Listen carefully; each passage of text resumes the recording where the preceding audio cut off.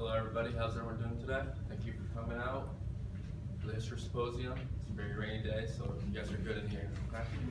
My name is Fazal Hussain. Today I will be sharing with you guys my findings for my honors paper, Textiles and Tribulations, Government Planning in Pakistan's Textile Industry, 1947 1971. I want to take everyone back. Actually, before I do that, does everyone know where Pakistan is? Okay, I'm gonna pick somebody. Someone guess. Professor Irwin. You know where Pakistan is? Yeah, of course. All right. It's in Asia, right? In 1971, Pakistan was in two places. Okay? Pakistan was adjacent to the Middle East. West Pakistan was adjacent to the Middle East, and East Pakistan was bordered to Southeast Asia. This was Pakistan, 1971. This is the effects of partition. This was the British had created. Now I'm taking you guys to 1971. Lots going on in the world, but Pakistan is black. It's black. On the morning of February 13, 1971, more than 2,000 textile workers smashed into the Dublika textile mills. The mills were located in an industrial state of Saipan, found in Karachi, West Pakistan. The owner of the mills was a founding father of Pakistan industry, and he was close to the founder of Pakistan. His workers viewed him and the management of the mills as indifferent to their needs. This perceived intolerance led them to take criminal action. They were done expecting change from their employer or protection from the government. The workers figured out only through a takeover could they secure rights. They wanted a new contract. The contract designed by the workers wanted their employer to rehire the previously fired workers. They wanted the management to follow labor laws. They wanted them to follow past bargains. But that wouldn't happen. The workers began to take over in the morning. 18 hours later, it's midnight. And the police smashed in the textile gate of the mill. They were met with tear gas. The workers were met with fists, batons. After the abuse, the police arrested these workers for resisting arrest and striking.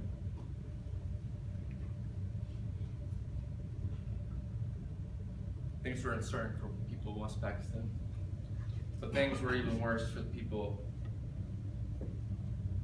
of East Pakistan. Families fled to India. Civilians were killing each other. The army was killing civilians. Civilians were killing the army. Pakistan in 1971 was in a civil war. People don't know why this happens. People don't know why the Civil War in America happens. They say it's slavery, some people say it's this. And now, I was born in Lahore, Pakistan. I was born in the West Pakistan. People want to know what happened. They want to know what led Pakistan to split.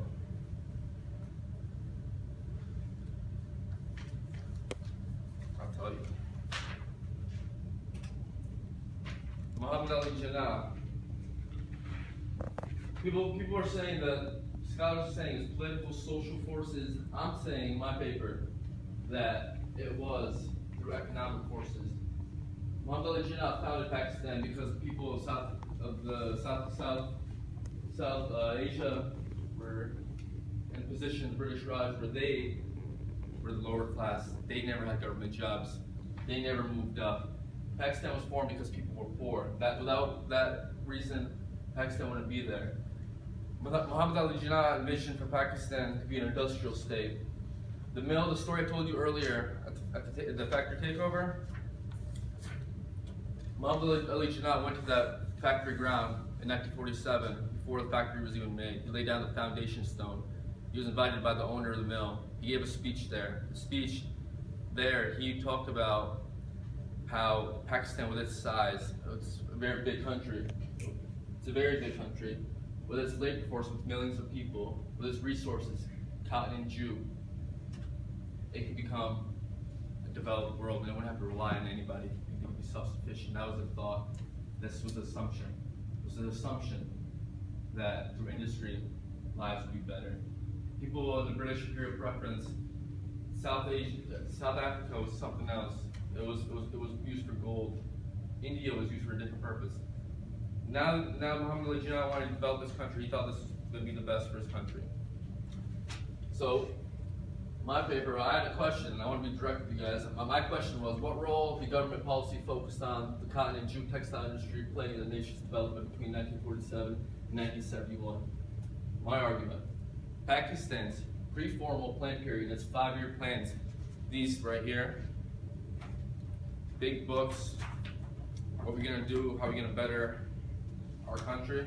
It's the fourth one before the country split in 1971, the final plan for United Pakistan.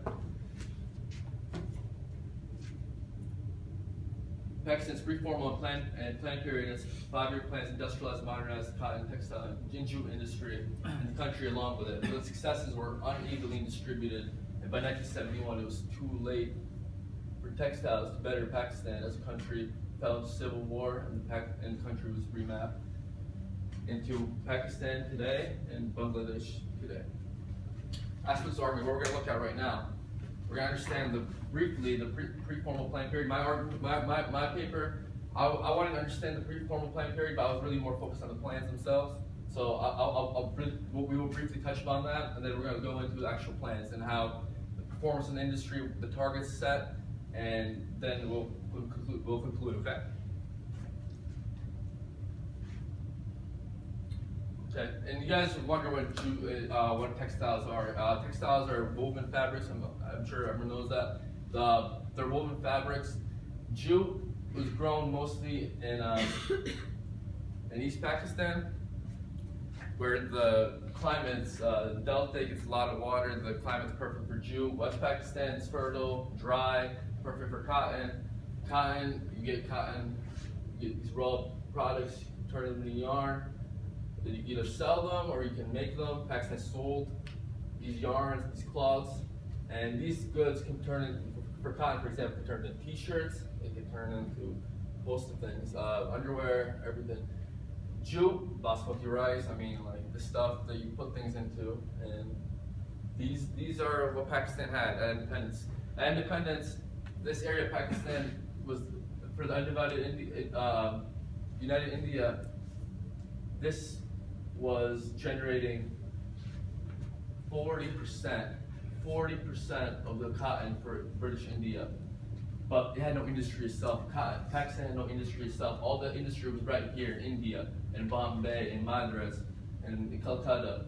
Jute had no industry in East Pakistan, right? All the jute, which is 80% of the world jute, would be transferred to Calcutta, to the west of East Pakistan, okay? And this was Pakistan's base. It was assumed this stuff was going to help them get capital industry, heavy industry, steel, all the other stuff.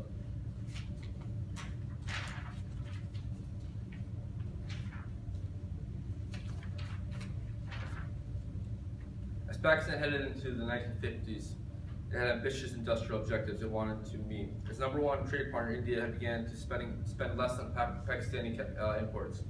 This to the government was either a way for them to sell their goods in new markets or to receive their goods elsewhere. In 1949, a year which is probably a fair representation of pre-partition trade patterns, had Pakistan